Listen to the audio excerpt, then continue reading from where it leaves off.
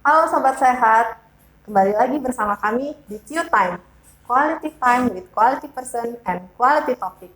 Siang ini kami akan bersama bintang tamu kita yang sangat keren ini, 40 menit ke depan bersama Anda membahas suatu topik yang sangat menarik.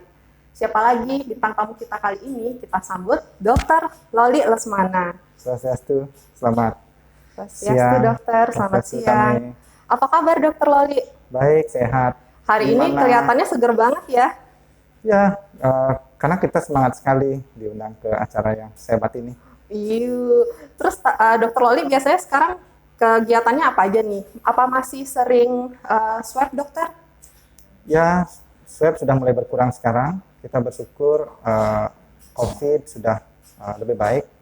Jadi jumlah pasien di rumah sakit berkurang, sehingga frekuensi swab juga berkurang. Mudah-mudahan pasien yang terdampak COVID membaik, ekonominya membaik, dan pemulihan kondisi ekonomi juga akan sangat baik ya ke depannya. Mudah-mudahan pariwisata juga. Astungkare ya dokter. Jadi sobat sehat semuanya, kondisi kita saat ini pasien COVID-nya sudah mulai mengalami penurunan dan semoga kondisi ini akan terus berlangsung sampai nanti. Dan juga pemulihan ekonomi Bali bisa segera tercapai. Nah, dokter, sebelum kita lanjut ngobrol-ngobrolnya, mungkin Sobat Sehat kita semuanya ini masih penasaran sebenarnya siapa sih bintang tamu kita kali ini.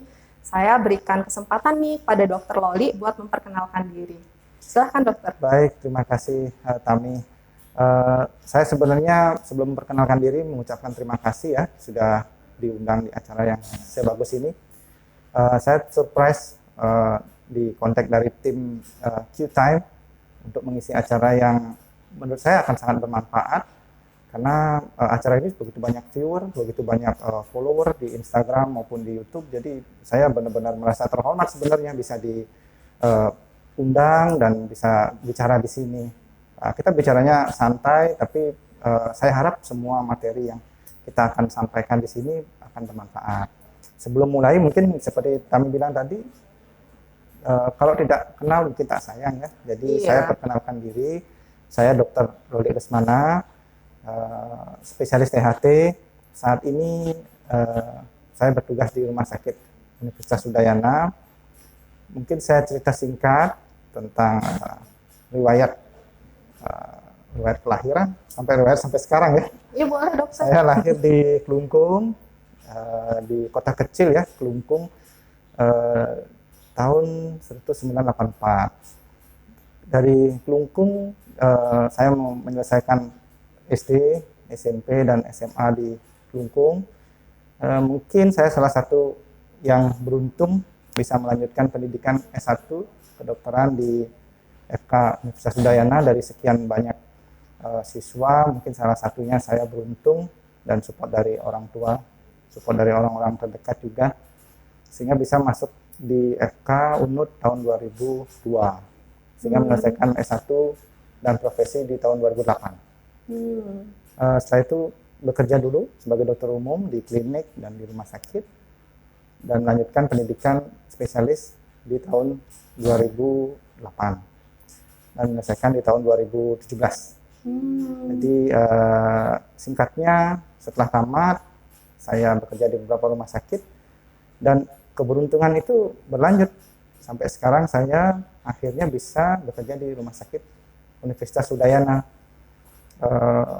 Mungkin memang sudah jalan yang di atas ya. Kalau memang kita sudah jalannya begitu ya, kita akan mendapatkan tempat yang menurut yang di atas itu sudah yang terbaik buat kita gitu. Jadi saya bersyukur ketemu teman-teman seperti kami, seperti teman-teman yang lain di Rumah Sakit UNUD yang begitu kompak, support, dan akhirnya hari ini justru saya diundang untuk menjadi pembicara di acara Q-Time yang luar biasa ini. Jadi luar biasa sekali ya. Jadi Sobat Q-Time, keren banget kan, beliau ini adalah seorang dokter spesialis THT, masih muda, ganteng pula kan, terus pinter dan banyak pengalamannya, jadi tentunya sangat mumpuni lah di bidangnya ya kan. Semoga bisa bermanfaat ya. Makasih banyak loh dokter, di sela-sela kesibukannya dokter masih mau menyempatkan hadir di sini. Jadi siang ini dokter, kita tuh pengen ngebahas suatu topik yang selalu jadi bulan-bulanan buat ibu-ibu, para orang tua ya. Tiap bulannya tuh pusing gara-gara topik ini. Kira-kira apa ya dok ya topiknya? Biasanya kalau ibu-ibu bulan itu berkaitan dengan belanja bulanan mungkin ya. Ya, belanja bulanan juga sih, itu nomor satu dok. Tapi ada topik yang kedua, itu berkaitan sama kesehatan anak-anaknya. Oh gitu. Jadi itu Anak-anak. seringkali tuh kita dengar anak-anak itu kena sakit amandel dok. Ya, Oke. kayak saya tuh dulu waktu kecil kena amandel tuh berkali-kali. Jadi saya tuh bolak-balik kontrol ke dokter gara-gara amandelnya kumat dok. Nah itu tuh tentunya bikin pengeluaran bertambah juga ya buat para orang tua. Makanya kita tuh pengen menggali lebih banyak tahu apa sih itu sebenarnya amandel dokter. Ya. Baik. Jadi kalau kita bicara amandel, jadi itu adalah suatu struktur dalam tubuh kita. Kita berusaha membahasnya seawam mungkin ya, karena Iya kita dokter, berharap setuju dok. acara ini akan bermanfaat bagi masyarakat awam. Jadi saya Betul. berusaha untuk membahas materi ini mungkin tidak terlalu ilmiah ya, awam saja. Nah, amandel itu kalau dalam bahasa medis kita bilang tonsil ya. Mm-mm. Dia merupakan salah satu organ tubuh yang terletak di daerah rongga mulut. Jadi saat kita membuka mulut, Mm-mm. kita akan lihat ada dua benjolan di kanan dan di kiri. Rongga mulut itu yang kita bilang itu amandel gitu ya. Nah, amandel itu diciptakan Tuhan, pastinya ada manfaatnya. Oh, jadi dia Semua- sebenarnya ada manfaatnya ya dokter? Iya. Jadi semua organ tubuh diciptakan Tuhan, pasti ada manfaatnya.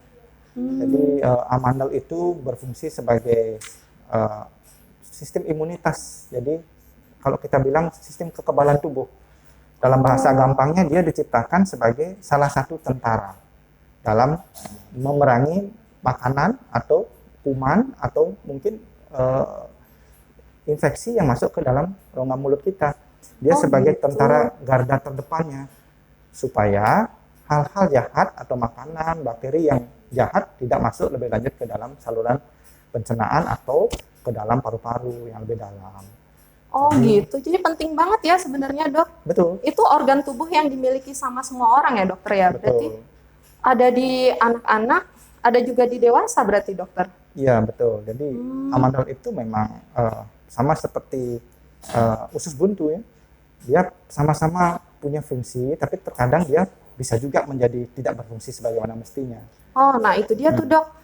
Kalau memang dia itu bagian dari tubuh kita yang normal, yang sejak lahir sudah kita bawa kan berarti ya. Terus punya fungsi yang sangat penting sebagai pertahanan tubuh, kok bisa dia itu malah bikin penyakit gitu loh. Kok bisa dia akhirnya menimbulkan gejala sakit, itu seperti apa sebenarnya penyebabnya dokter? Baik, jadi kita mulai dulu dari fungsi amandel itu sendiri ya. Jadi amandel itu berfungsi sebagai organ kekebalan tubuh. Salah satunya untuk proteksi tubuh kita. Dalam bahasa medis dibilang organ limfoid ya. Jadi dia berfungsi untuk menyaring kuman, menyaring zat-zat jahat yang masuk ke dalam tubuh. Dia adalah yang terdepan. Nah, begitu pula dia berfungsi untuk benda asing, artinya dia menyaring benda asing. Misalnya mungkin sering kedengeran ada orang-orang yang ketulangan. Jadi makan ikan, tulangnya masuk di tenggorokan. Nah, Biasanya iya, nyangkut di gitu, amandel Dok. ya. Iya. Salah satu fungsinya juga itu. Jadi supaya tulang ikan tidak langsung masuk ke dalam saluran nafas atau saluran pencernaan. Oh, Jadi ditangkap gitu. dulu oleh amandel itu. Oh iya iya. Banyak fungsi amandel. Nah, namun dalam beberapa kondisi dia bisa mengalami masalah karena tentunya dia akan bereaksi dengan perubahan dari rongga mulut itu sendiri. Misalnya kami suka ini kan makan micin-micin gitu misalnya. Oh iya banget dokter, saya kan generasi micin. Gitu ya. Tiada hari tanpa micin. Emang itu bisa bikin amandel dok? Bisa. Oh Jadi gitu. kalau kita berbicara amandel, kita akan bilang amandel itu dalam kondisi sehat atau dalam kondisi radang. Nah, zat-zat kimia yang sering menyebabkan radang atau radang amandel itu salah satunya adalah micin.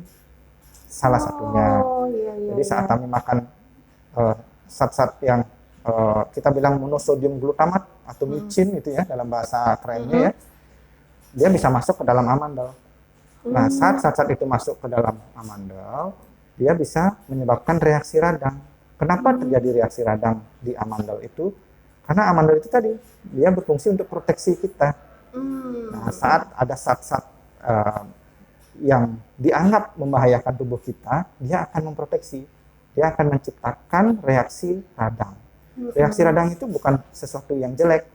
Itu salah satu reaksi dari tubuh kita untuk melawan sesuatu yang membahayakan.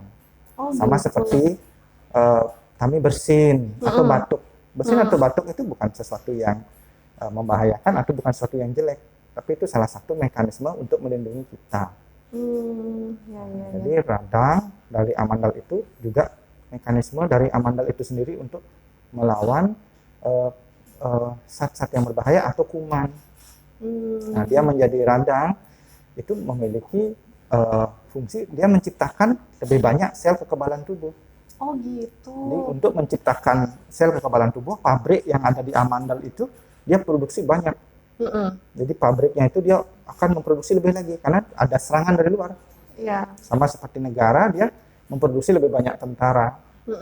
Semakin banyak dia memproduksi tentara, pabriknya kan semakin sibuk tuh. Pabriknya semakin sibuk, menciptakanlah panas, menciptakanlah radang, kemerahan, karena dia sangat-sangat sibuk untuk memproduksi kekebalan tubuh atau dalam tanda kutip tentara untuk melawan hal-hal yang dalam tanda kutip jelek atau jahat gitu ya terhadap tubuh kita gitu. Iya. Jadi sebenarnya pada kondisi radang itu si amandel sendiri tuh sedang berusaha memproteksi tubuh kita ya dengan memproduksi lebih banyak bala tentara lagi gitu ya dokter ya. Untuk gejala-gejalanya sendiri nih dok, kita bisa nggak sih nentuin gejala amandel itu seperti apa-apa aja yang khas gitu? Apakah ada gejala khasnya? Kemudian yang membedakan dia dari radang-radang lain di sekitar rongga mulut gitu dok? Ya, jadi kita bahas sedikit tentang struktur dari rongga mulut kita. Amandel itu bukan satu-satunya amandel yang kita lihat saat buka mulut. Jadi saat kita buka mulut ada dua benjolan di samping-samping sini, itu yang kita bilang amandel. Tapi sebenarnya bukan hanya itu, sistem pertahanan tubuh dia itu kita berbentuk seperti cincin. Jadi di daerah rongga mulut itu bentuk seperti cincin. Nah, salah satunya yang di bagian samping adalah amandel. Ada yang pada anak-anak sering kita tahu itu adalah adenoid. Apalagi itu dok, adenoid? Nah, itu salah satu bagian dari amandel itu sendiri, tapi dia letaknya di belakang hidung. Nah, itu namanya adenoid. Nah, pada beberapa anak itu sering mengalami pembengkakan, terutama karena infeksi yang berulang, karena alergi yang berulang. Ada juga sel-sel kelenjar limfe yang di dalam lingkaran seperti cincin itu yang terletak di belakang lidah. Itu juga berfungsi yang sama untuk perlindungan. Namun seringkali yang paling sering berdampak itu ya amandelnya itu sendiri. Nah, gejala-gejala amandel yang kami tanyakan tadi tergantung dari kondisinya. Pertama, apakah kondisi itu terjadi akut atau segera, atau kondisi itu terjadi kronis atau sudah lama. Oh, ada bedanya dokter? Beda. Bedanya tuh gimana dok? Kalau dia kondisi akut, artinya terjadi radang yang saat ini. Artinya masih dalam jangka waktu beberapa hari. Kalau kita bilang kronis, berarti peradangannya berulang-ulang, hilang timbul berulang-ulang, atau terus-menerus mengalami radang. Oh, jadi kalau akut itu yang segera saat ini. Kalau yang kronis itu sudah berjalan sekian lama dan terus berulang kumat-kumatan gitu. Ya dok ya? Nah, kalau kita ngomong yang akut, itu gejalanya berkaitan dengan gejala-gejala radang itu sendiri. Apa aja tuh dok? Kalau gejala radang kita bisa bilang pasti ada nyeri ya, nyeri tenggorokan. Anak-anak atau pasien sering kali mengalami nyeri tenggorokan. Kemudian demam. Karena seperti saya bilang tadi, pabriknya produksi terus. Jadi overwork dia kelenjar limfe di amandel itu, jadi menyebabkan demam. Demam itu bisa suhu tubuh bisa tidak terlalu tinggi, tergantung dari penyebab demamnya. Kemudian sulit menelan. Hmm. Fungsio apa dalam bahasa medis bilang fungsiolesia, artinya Hmm. tidak berfungsi secara normal. Hmm. Sulit menelan atau mungkin seret ya, karena bicaranya juga sulit karena sakit tenggorokannya. Sakit juga Bukan ya. serak ya. Kalau serak itu mungkin strukturnya lain, lebih di bawah. Kemudian pasien merasa tidak nyaman di tenggorokan atau mungkin ada benjolan di sekitar leher akibat proses radang. Proses radang jadi bengkak ini di sini. Sampai bengkak gitu Iya. ya dokter. Itu kalau udah kronis atau masih akut dok biasanya? Bisa terjadi saat akut, lebih sering ditemukan, tapi kalau berlanjut bisa jadi kronis, Bengkak ya akan terus tetap jadi seperti kronis. itu. Kalau kita periksa, pastinya kita akan menemukan beberapa gejala. Kalau kita bilang itu akut ya. Pertama, saat kita buka mulut, biasanya pada anak-anak atau dewasa, kita lihat amandolnya itu merah. Ya. Dan di sekitar mulut juga merah. Karena dia akan mengalami peradangan yang sekitarnya, tidak hanya di daerah sana. Di amandolnya merah, sekitar mulut juga merah. Kemudian ada bintik-bintik putih biasanya kalau kita lihat di dalam amandolnya. Oh, waktu kita buka mulut itu di dalam. Ya, di dalamnya ada bintik-bintik putih. Iya. Itu merupakan tanda-tanda bahwa infeksi itu sudah terjadi sangat sering. Dan bintik-bintik putih itu kita ibaratkan adalah kuburannya bakteri. Oh, ngeri banget. Ya, jadi bakteri itu yang mati dikubur di sana dalam bentuk bintik putih-putih begitu. Kalau kita bilang dalam bilang detritus ya. Ada juga kalau kita buka mulut ada lekukan-lekukan begitu di dalam amandolnya. Itu biasanya pada kondisi yang kronis. Kalau kondisi akut paling sering ya nyeri dan kalau kita buka mulut merah, radang. Radang itu adalah hasil akhir dari sumber masalah yang sebenarnya. Jadi kalau kita ngomong apa sih masalah yang bisa menyebabkan radang? Ya seperti tadi, bisa karena infeksi, bisa karena peradangan karena polusi. Polusi itu bisa masuk melalui udara, hidung, maupun mulut, atau bisa melalui polusi makanan, ya, itu tadi, micin dan lain-lain. Jadi penyebabnya amandel itu bisa dari infeksi, infeksinya itu bisa bakteri atau virus juga dokter? Ya bisa. Oh bisa dua-duanya? Bisa dua-duanya. Kemudian dari polusi, baik itu dari udara yang kita hirup, ataupun dari makanan yang kita konsumsi. Betul. Gitu ya dokter ya? Betul. Oh jadi bener dong ya kalau zaman dulu tuh dibilang sama bapak ibu saya jangan makan micin banyak-banyak nanti amandelnya kumat. Berarti bener dong ya, pantas aja saya berkali-kali bolak-balik ke dokter. Ya kami mungkin nggak sering ke kantin juga beli micin-micin begitu ya. Sering banget. Terus saya suka banget es krim dokter. Es krim juga bisa dok bikin amandel? Bisa juga karena kan Ya es krim ada ampun. pemanisnya ya. Oh gitu. Tapi kalau yang bahannya alami gitu Bisa aman juga. nggak dok buat amandelnya? Relatif lebih aman, tapi relatif bisa lebih juga aman. menyebabkan radang. Karena radang itu seperti saya bilang, polusi itu bisa karena zat kimia, atau bisa jadi karena perubahan suhu ekstrim di daerah tenggorokan. Misalnya langsung mau es krim gitu ya, dingin sekali di daerah tenggorokan itu bisa menyebabkan suatu reaksi radang. Jadi radang itu hanya hasil akhir dari sebuah sumber yang mungkin berbagai macam. Berbagai macam ya Seperti sumbernya tadi, ya. bisa infeksi, bisa polusi dari udara atau dari makanan. Gitu. Jadi gitu Sobat Q-Time. Banyak banget ya penyebabnya. Yang saya agak penasaran nih. Dari tadi tuh kita ngebahas amandel pada anak-anak nih dokter. Tapi sebenarnya bisa nggak sih amandel itu terjadi pada orang dewasa dok? Bisa Misalnya saja. tuh ngerokok gitu, apa bisa ya dokter? Tentunya bisa. Jadi kalau kita membahas tentang anak-anak, amandel pada anak-anak itu paling umum, paling sering kita temui memang. Tapi amandel pada dewasa biasanya sudah kronis dan sudah berulang. Yang udah lama ya. Mungkin dia dari dulunya waktu anak-anaknya udah kena terus ke bawah gitu ya kayak saya. Oh gitu, punya amandel juga kan? Iya, dari kecil. Oh begitu. Terus ininya dok, kalau dari gejala-gejala yang tadi dokter sebutkan, itu kan ada banyak banget ya dokter ya. Kira-kira kalau misalnya ibu-ibu di rumah nih, anaknya ada gejala-gejala tersebut, kemudian curiganya itu karena amandelnya yang meradang. Boleh nggak sih diobatin sendiri dulu, pertolongan pertama di rumah itu seperti apa? Atau ada tanda-tanda khusus nih yang memang harus kita bawa ke dokter buat dilakukan tindakan lebih lanjut gitu, pengobatan yang lebih lanjut. Itu kira-kira gimana dok? Ya, jadi khusus untuk ibu-ibu ya, maksudnya yang punya anak di bawah 12 tahun, yang seringkali mungkin makanannya tidak bisa dikontrol, Iya mungkin bener dia banget, sering anak saya tuh gitu dok. begitu ya, Mm-mm. sering makan coklat, Oh micin-micin dan lain-lain. iya. Nah, biasanya sering terjadi infeksi yang segera atau akut. Mm-mm. Misalnya setelah makan, atau hal-hal yang menyebabkan iritasi, dia mengalami eh, apa namanya proses radang. Proses radang bisa saja anak itu mengeluh sakit sakit tenggorokan, atau bisa saja dia ada demam, Mm-mm. atau mungkin yang sederhana anak-anak tidak bisa makan, tidak mau minum air, atau Iya benar. Kadang dia nggak nafsu makan gitu ya dokter ya. ya nafsu makan.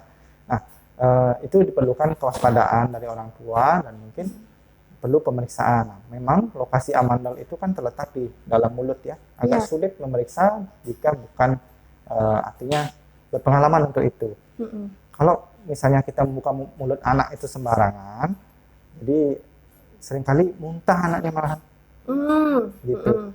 Nah, tapi kalau misalnya kita bisa melihat itu memang ada radang di daerah tenggorokan, ya pertama yang harus dilakukan adalah stop sumber penyebab radangnya. Kalau Oh masih iya. ada radang, tetap dikasih coklat, tetap dikasih micin-micin, tetap dikasih hal-hal yang menyebabkan iritasi, ya tidak akan hilang. Makanya yang paling penting stop dulu sumbernya. Nah, setelah sumbernya di stop, baru kita mulai dengan pengobatan yang simptomatik dulu. Artinya pengobatan sesuai gejalanya. Misalnya ada anak-anak yang demam gitu ya, bisa dikasih obat penurun panas. Nah, biasanya amandel itu karena dia proses radang, dia mempengaruhi semua sistem dalam THT ya, telinga, hidung, tenggorokan. Dia akan berpengaruh ke semua sistem tubuh kita. Kalau dia infeksi menyebar ke seluruh tubuh, terjadi demam. Tapi kalau di sekitar daerah telinga, hidung, itu bisa terjadi batuk pilek anaknya. Ada batuk, ada pilek. Kadang juga bisa mengeluh nyeri telinga. Karena radang itu bisa ke arah telinga. Karena semua itu jadi satu. Oh, jadi kompleks banget ya kalau dibiarin berjalan begitu ya dokter ya. Jadi kemana-mana efeknya, ke telinga, hidung gitu ya, tenggorokan juga. Betul. Oh gitu. Tadi saya tertarik deh dokter kalau misalnya kan, jadi di saat kita tahu ada tanda radang pada anak, berarti kita harus hentikan langsung nih paparannya ya dokter ya. Tadinya ada yang bilang tuh nggak apa-apa dikasih aja biar dia kebal gitu. Berarti itu kurang bener dong dokter ya? Kurang tepat. Jadi prinsip kebal itu berarti dia sudah berulang kali kan.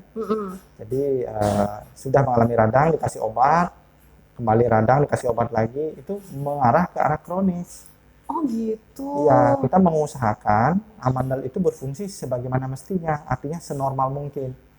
Supaya saat ada zat atau infeksi yang masuk, dia bekerja untuk melawan kuman ataupun zat tersebut dengan optimal. Nah, masalahnya kalau dia berulang, itu menjadi kronis sehingga fungsinya tidak optimal lagi. Justru kalau kita ibaratkan dia amandel itu tentara ya, tentara yang harus melindungi negaranya, dia balik menyerang negaranya sendiri. Oh gitu. Justru malah jadi nyakitin diri sendiri jadinya dok ya. Nyakitin diri sendiri. Bisa juga dari hal-hal lain, misalnya putus pacar dan lain-lain, menyakiti diri sendiri juga. Jangan bukan gitu dong dokter, kasihan ya buat yang masih ini punya pacar baru diputusin. Enggak ya, itu cuman bercandaannya dokter Loli aja kok. Jadi kompleks banget ya ternyata ya dokter ya, dari organ yang kecil di dalam rongga mulut itu bisa berdampak banyak. Betul. Kemudian tadi yang perlu diperhatikan juga bahwa penanganan pertama yang bisa diberikan itu adalah menghentikan paparan dan juga memberikan terapi sesuai gejalanya. Misalnya kalau ada demam ya kasih obat demam. Cuman kalau misalnya nggak membaik nih dokter, berarti kan harus cari pertolongan yang lebih lanjut ya dok ya, ke dokter gitu. Sampai di dokter suka takut nih dok, kadang takutnya itu disuruh operasi gitu. Apa emang iya amandel itu harus selalu dioperasi dokter? Apakah nggak bisa tuh dengan obat-obatan dulu gitu? Apalagi kan penyebabnya itu tadi ada infeksi, ada apa gitu, apa nggak bisa lewat obat-obatan dulu dok gitu? Baik, jadi begini, saat ada anak yang memiliki gejala amandel, kita harus lihat gejala itu seperti tadi, akut apa kronis. Bagaimana tahu itu akut apa kronis? Tergantung gejalanya. Misalnya anaknya baru sakit tenggorokan kemarin, 2 hari yang lalu, ada demam kemarin dan 2 hari yang lalu, itu kemungkinan gejalanya saat ini ada gejala akut.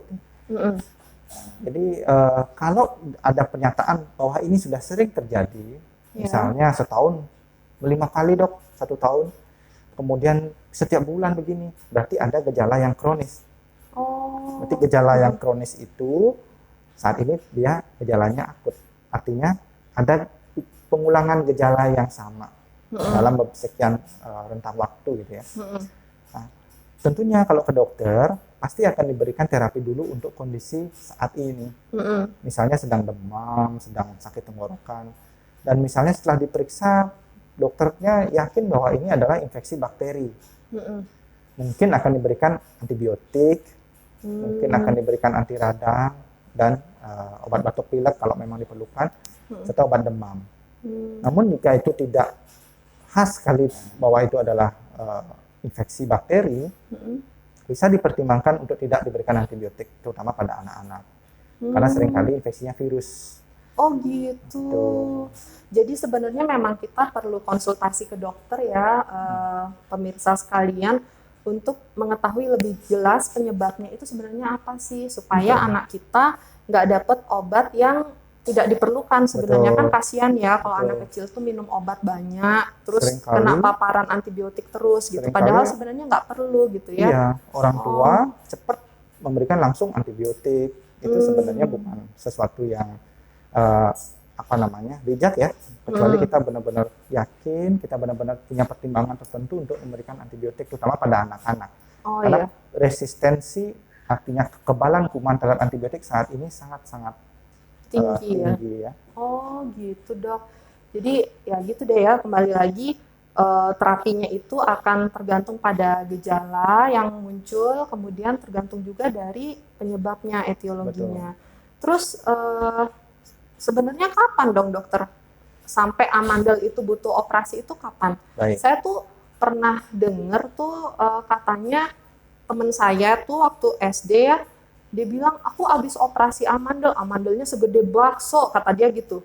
Bakso tuh kan gede banget ya.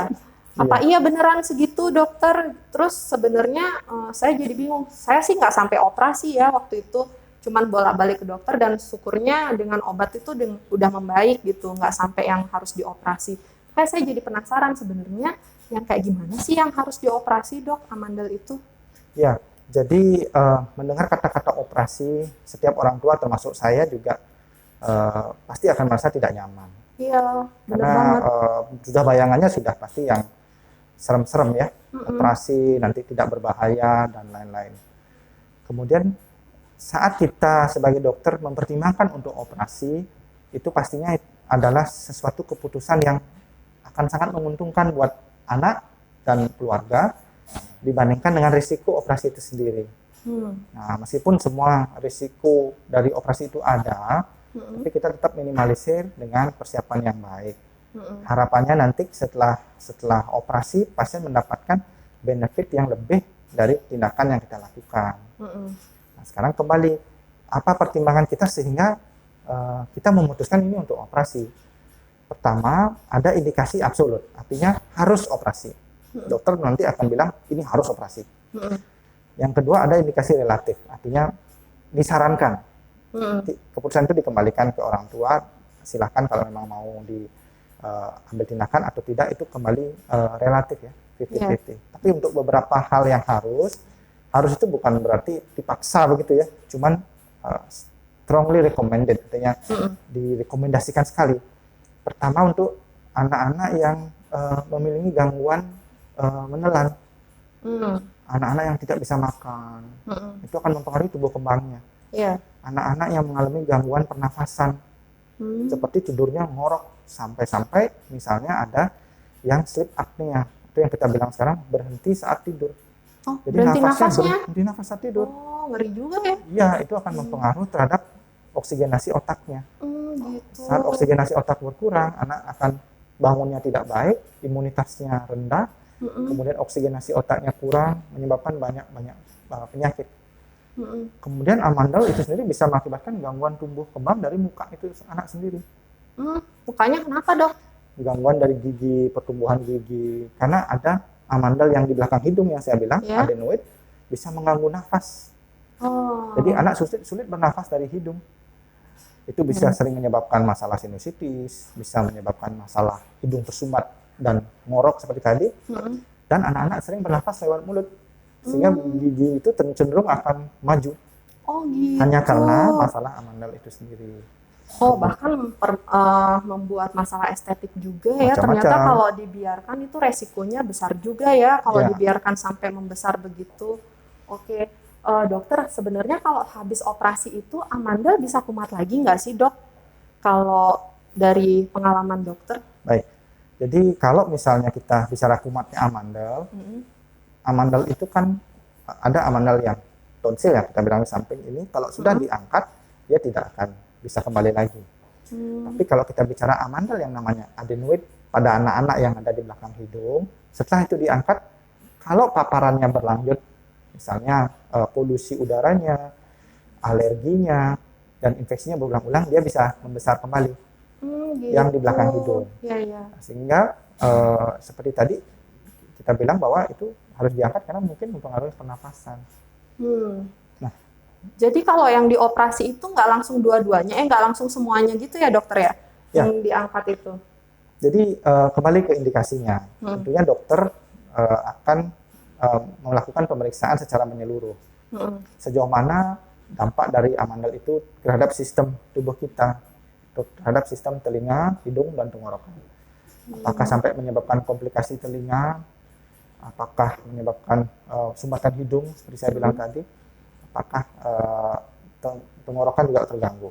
Ya tentunya kalau memang ada pembesaran adenoidnya juga dibersihkan, diangkat. Dan amandel kalau kita lihat besar, yang kita lihat dari rongga mulut itu, ya kita harus angkat juga. Operasi jika kita memang menemukan bahwa amandel dan adenoid itu yang di belakang hidung itu merupakan sumber masalah bagi pasien. Gitu. Ya berarti kembali lagi ya, Dok ya, ke indikasi tadi yang absolut dan relatif tadi ya. Absolutnya kalau misalnya dia sampai menimbulkan gangguan napas, gangguan makan, hingga resiko terjadinya gagal tumbuh kembang, seperti itu ya, Dok. Dan relatifnya tadi kalau misalnya dia berulang kali dalam 1 tahun itu lebih dari 3 kali kumat, sehingga mengganggu quality of life mungkin ya, Dok ya. Kalau dari tadi kita ngomongin tentang penyakitnya, kalau misalnya penata laksanaannya sendiri tuh bisa nggak sih di RS Unut, Dok, untuk penata laksanaan amandel ini? Baik, jadi tindakan operasi amandel adalah prosedur rutin yang kita lakukan di Rumah Sakit Unut. Rutin ya? Jadi udah banyak kasusnya gitu, Dok, dilakukan di sini? Lumayan. Jadi kita sering melakukan screening dulu. Kita tidak langsung melakukan tindakan. Kita akan melakukan screening, artinya kita evaluasi dulu sebelum memutuskan untuk melakukan operasi. Kita bisa tentunya screening dulu ya, Dok, ya nggak serta-merta pasien datang langsung operasi, nggak gitu ya, Dok ya. Jadi tetap harus diperiksa dulu. Bisa di ronsen juga. Jadi kita bisa ronsen atau CT scan. Di sini lengkap, di Rumah Sakit Unut ada CT scan juga, ada ronsen untuk mengevaluasi bagaimana besar amandel dari gambaran radiologi, terutama adenoid yang letaknya di belakang hidung. Nah, kalau memang itu belum cukup, kita juga punya endoskopi. Lengkap jadi banget kita bisa alatnya. lihat langsung dari hidung dan tenggorokannya, langsung kita bisa evaluasi dengan kamera endoskopi yang kita punya. Canggih banget ya, dokter ya layanannya. Terus kalau ininya, Dok, kalau pasca operasi itu kita boleh langsung pulang nggak sih, Dok? Dulu-dulu tuh katanya kan habis operasi boleh pulang terus dapat es krim, Dok. Bener nggak sih, Dok? Kalau di sini dapat apa, Dok? Gratis es krim kok di sini. Jadi, gitu ya? Tapi kalau operasi di Rumah Sakit Unut, kita berusaha untuk safety mungkin ya. Safety first ya, Dok. Safety first. Nah, baik untuk pasien terutama ya. Kita tetap sarankan untuk rawat inap 1 hari. Supaya pasca operasi kita masih bisa evaluasi 1 hari. Meskipun penyembuhan amandel kan bukan 1 hari saja, mungkin sampai 1 minggu sampai 2 minggu. Namun evaluasi setelah operasi tetap kita akan pantau ketat, baik itu gejala setelah operasi, apakah ada demam pasiennya ataupun nyeri, makannya bagaimana. Kita kasih es krim malahan supaya mencegah terjadi pendarahan. Oke. Oh, jadi es krim itu buat menghentikan pendarahannya supaya ya, Dok mencegah, ya? bukan menghentikan. Jadi Oh, mencegah pendarahan. pendarahan saat operasi sudah kita selesaikan saat operasi. Iya. Diharapkan supaya tidak terjadi Perdarahan kembali sehingga Oh, begitu. diusahakan sedingin lah darah sini. Ya, jadi di sini tuh safety first ya buat pasiennya. Jadi kita mau memberikan layanan yang komprehensif sampai memastikan pasien itu benar-benar tidak terjadi sesuatu yang tidak diinginkan nantinya. Nah, kemudian dokter dari layanan rumah sakit yang begitu canggih, selain operasi amandel, dokter bisa lakukan apa lagi sih di sini di RS Unut? Ya, baik. Jadi di rumah sakit Unut kita bersyukur kita dilengkapi oleh banyak fasilitas yang cukup canggih ya. Mulai dari pemeriksaan yang cukup baik, terutama pemeriksaan dengan endoskopi, kemudian pemeriksaan THT secara umum kita cukup lengkap. Pemeriksaan endoskopi THT, telinga, hidung, tenggorokan kita bisa lakukan di sini sampai di laring. Tentunya pemeriksaan radiologi juga sampai CT scan sudah lengkap. Untuk telinga kita bisa lakukan CT scan telinga, untuk hidung kita bisa lakukan endoskopi hidung dan pemeriksaan CT scan pada hidung untuk tahu masalah sinusitis. Iya betul. Apakah ada gejala ada sinusitis apa tidak, kan orang sering bilang ada sinusitis apa enggak gitu ya. Kita harus evaluasi secara klinis dan secara radiologi. Klinis itu dengan endoskopi dan radiologi. Nah, itu beberapa pemeriksaan yang kita bersyukur disupport oleh alat-alat yang canggih. Kemudian untuk tindakannya sendiri kita juga sama, kita juga disupport oleh beberapa alat-alat yang bisa membuat kita melakukan tindakan lebih baik. Artinya kita melakukan operasi hidung bisa dengan endoskopi. Oh, keren banget ya dokter. Ya, kita bersyukur karena disupport oleh alat-alat. Iya, iya. Jadi kita juga bisa melakukan lebih baik karena alat juga baik. Di sini cukup lengkap. Ya, tentunya selain alat juga dokter-dokternya berkompeten ya. Jadi mungkin diskusi kita segitu asiknya sampai kita tuh lupa waktu, Dok. Oh gitu ya, sudah habis waktunya. Karena waktunya sudah sangat terbatas. Jadi mungkin diskusi kita kali ini tentang amandel cukup sampai di sini. Untuk pemirsa yang mungkin tadi kelewatan dengerin diskusi kita, bisa nonton siaran ulangnya di IG @RS-Unut. Nah, saya mengucapkan terima kasih banyak atas informasinya yang sangat bermanfaat dari Dr. Loli. Semoga di episode selanjutnya saya bisa undang Dr. Loli lagi ya, ngobrol-ngobrol lebih lanjut. Senang sekali bisa datang untuk mengisi acara karena semoga acara ini sangat-sangat bermanfaat ya. Iya, tentunya kami harapkan sangat bermanfaat bagi seluruh masyarakat. Baik, untuk pemirsa sekalian, sekian episode Q-Time kali ini. Sampai jumpa lagi dengan kami di episode selanjutnya minggu depan. Dadah!